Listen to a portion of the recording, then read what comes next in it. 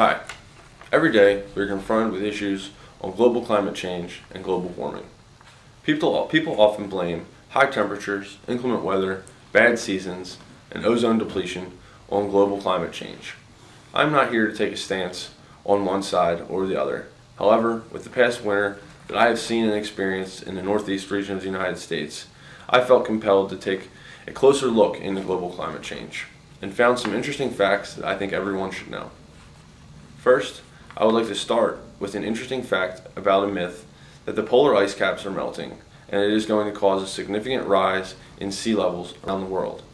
At first glance, this may seem logical, but when I took a closer look, I came across some observations that were taken by Dr. Derek Kelly, PhD in climatology. In his simple observations, he shows us that if you were to take a glass of water that is half full and put ice cubes in the water and take a measurement of the water level, it will be the same as when the ice cubes melt. This is a result of the water expanding approximately 10% when frozen. The extra 10% remains above the water when the ice cubes are floating. This shows you that the myths about the ice caps melting and significantly rising the sea level is in fact false. Also, the Intergovernmental Panel on Climate Change officially noted that no significant acceleration in the rate of sea level rise during the 20th century has been detected. Another popular myth is about the greenhouse effect. An interesting thing that I learned is that water vapor in the atmosphere has more of a greenhouse effect than carbon dioxide. Water accounts from anywhere from 150% to 300% more greenhouse effect than does carbon dioxide. All of the carbon dioxide in the atmosphere, less than 4% is man-made.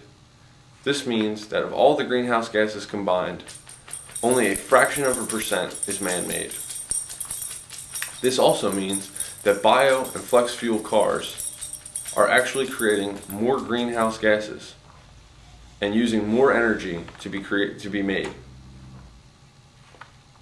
In his work, Dr. Kelly also examines the claim that Earth's climate has risen over the last 100 years.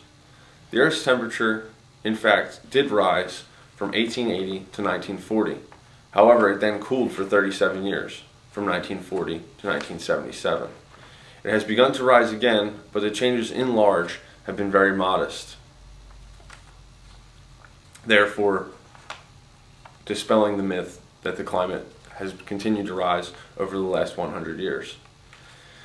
In conclusion, the purpose of my speech was not to take one side or the other to prove or disprove the facts on global climate change and global warming, but just to tell you and everyone out there that there are others on both sides of global warming, and that they both deserve a equal time and research before making a final decision on your opinions on global warming. Thank you.